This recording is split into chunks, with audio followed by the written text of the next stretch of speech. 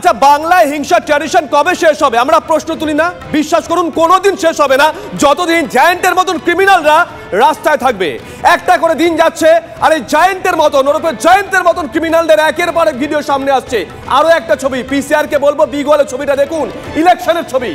যেমনটা সূত্র মারফত খবর পাওয়া গেছে 2021-এর ছবি, যদিও আমরা এই সত্যতা যাচাই করিনি, সূত্র বলছে 2021-এর ছবি। দেখুন জায়ান্ট বাহিনী রাস্তায় দাপিয়ে বেড়াচ্ছে।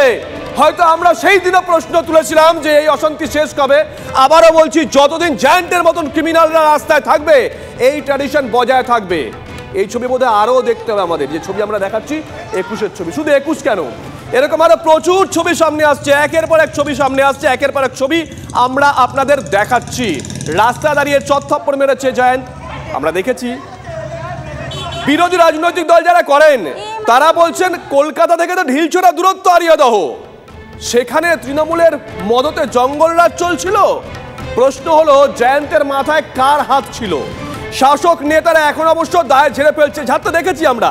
বাম আমলেও তো নাক কাটা, কান কাটা, হাত কাটা যখন ধরা পড়তো নেতারা হাত তুলে নিত, এখনো তাই ছবি। কিন্তু ছবি অন্য কথা বলছে, ছবি এখন অন্য কথা বলছে। দেখুন সেই ছবিটা, অনেকটাই ক্লিয়ার হয়ে যাবে। জায়ান্ট সিং, ডাকনাম জায়ান্ট সিং, আরিয়াদহে মা ছেলেকে মারধর করে জুলাইয়ের শুরুতেই শিরোনামে আসে। বাহুবলী তৃণমূল ঘনিষ্ঠতার ছবি একে একে সামনে আসে।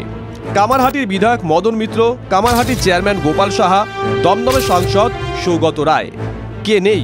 নেতারা যদিও গোড়া থেকেই দূরত্ব তৈরির পথে হেঁটেছে। যে ছেলেটির নামে অভিযোগ হয়েছে তার সঙ্গে নাকি আমার ছবি দেখা গেছে। এখন প্রবলেম হচ্ছে, আমি ওই এলাকার এমএলএ, ওখানকার 75% লোকের সঙ্গে আমার ছবি দেখা যাবে। সেরকম কোনো পদে নেই, একজন কর্মী কখন কোন গাছের তলায় দাঁড়াচ্ছে। মদন মিত্র যত এড়িয়ে যাওয়ার চেষ্টা করছেন ততই বিড়ম্বনা বাড়ছে। 2023 সালে পুরনো একটি ভিডিও এবার প্রকাশ্যে, একেবারে ফুটেজ ফাঁস। তালতলা ক্লাবের ফেসবুক পোস্টে দেখা যাচ্ছে জায়ান্টকে সংবর্ধনা মদন পুত্র শুভরূপ মিত্রের। মঞ্চে তখন তৃণমূলের তাবর নেতা সৌগত রায়, মদন মিত্র, নির্মল ঘোষ। মঞ্চে ছিলেন তৎকালীন আইসি বেলঘরিয়া রতন চক্রবর্তীও। মদন পুত্রের মুখে জায়ান্টকে নিয়ে শাবাশি। এই তালতলা স্পোর্টিং ক্লাবকে যে আজকে সারা জেলা এবং আমাদের কামারহাটিতে বিশালভাবে এগিয়ে নিয়ে যাচ্ছে, সেটা হচ্ছে জায়ান্ট সিং। তাই তালতলা স্পোর্টিং ক্লাব আর জায়ান্ট সিং একটা সমর্থক শব্দ।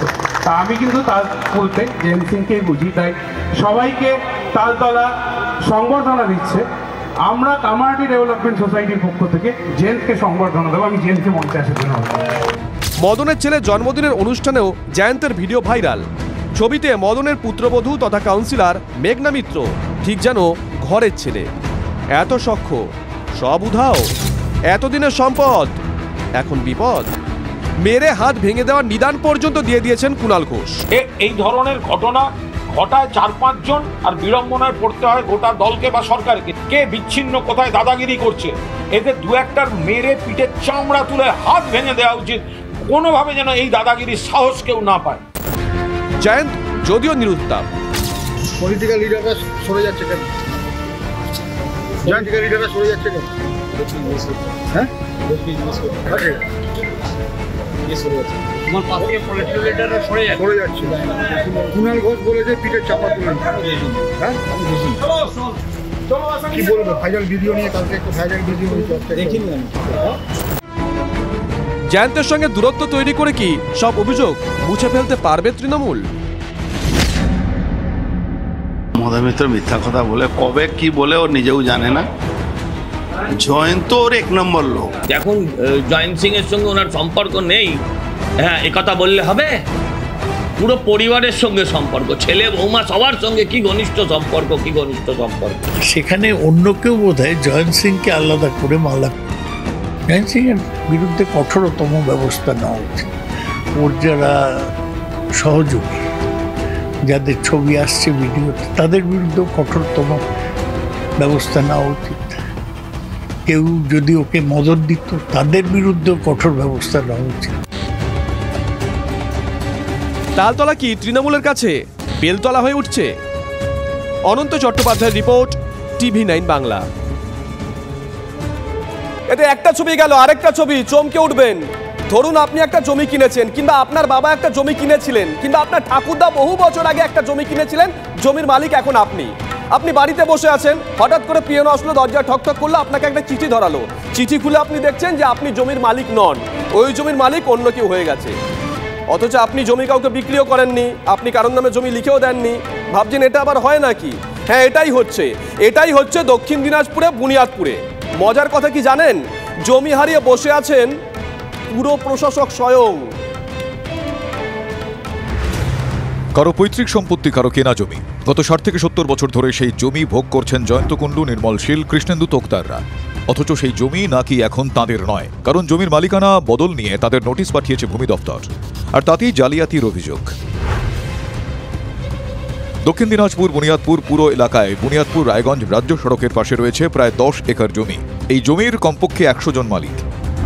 2023 সালে জমি মালিকদের একাংশের কাছে নোটিশ পৌঁছয়। ভূমি দপ্তরের সেই নোটিশে বলা হয় জমির মালিক অন্য কেউ। জমি ফিরে পেতে মামলার কথা উল্লেখ নোটিশে।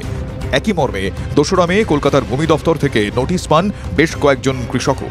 জমি হাতছাড়া হওয়াদের তালিকায় রয়েছেন বুনিয়াদপুর পুরসভার পুরো প্রশাসক জয়ন্ত কুণ্ডু।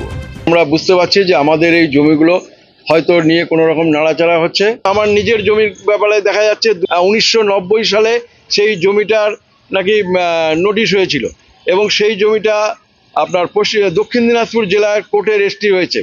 তো দক্ষিণ দিনাজপুর তো জেলা হয়েছে আমরা জানি যে 1992 সালে, তাহলে তখন তো দক্ষিণ দিনাজপুর জেলাই ছিল না। মনে হচ্ছে যে এগুলো মানে ফেকই হবে, তাছাড়া কেমন করে হবে।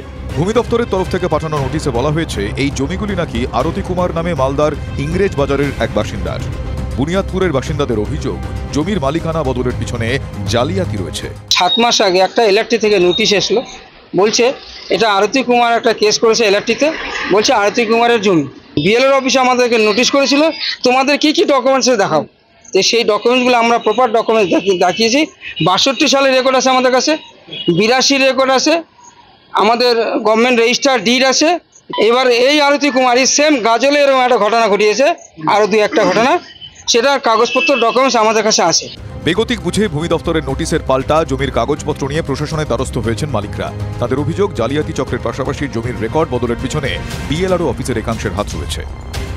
এর আগে আমরা দেখেছি যে ওখানে আমাদের আরও 2-4টা দাগে এই দাগগুলোকে স্টপ করে রাখা হয়েছে, যার নামে ছিল তার নামটা কেটে দেওয়া হয়েছে, কেটে দিয়ে সেটা সিসি করে বন্ধ করে রাখা হয়েছে।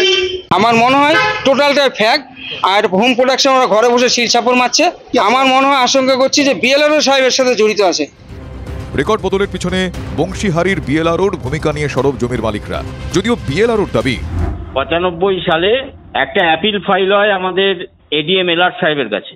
সেই অর্ডারে উনি আমাকে ডাইরেকশন দেন যে এই যে যাদের নামে দেখতে পাচ্ছেন যারা এখন দৌড়দৌড়ি করছে, অ্যাপেলেট অথরিটি এডিএম এলআর সাহেব, তিনি এদের রেকর্ড খারিজ করে দিতে বলেন, এবং যারা অ্যাপ্লাই করেছিল মানে অ্যাপেলেন্ট যারা ছিল তাদের নামে নতুন খতিয়ান খুলে দেওয়ার নির্দেশ দেন। 2001 বা 2 সালে অর্ডার পাস হয়, তাদের প্রত্যেককে নোটিশ করা হয়। নামে ছিল যারা বলছে নট ফাউন্ড, তাদেরটা ডিলিট হয়। কিন্তু যে অ্যাপ্লিকেন্ট ছিলেন আরতি কুমার, একজন মহিলা, নামে পার্টলি রেকর্ড হয়, পুরো রেকর্ড এখনো হয়নি। এখনো এসডিএলআর সাহেবের অ্যাপ্রুভালের জন্য একটা পোর্শন আটকে আছে। এখন যাদের ক্ষতি হয়েছে তারা তো অভিযোগ করতেই পারে, তো অভিযোগ তো আটকানো যাবে না। হাল ছাড়তে নারাজ জমির মালিকরা। তাদের অভিযোগের ভিত্তিতে তদন্তের নির্দেশ দিয়েছেন জেলা শাসকও। কয়েকজনের একটা অভিযোগ গতকাল আমি পেলাম, এখানে লিখিতভাবে দিতে বলেছিলাম, লিখিতভাবে ওনারা দিয়েছে। কেউ একটা কেস করেছে।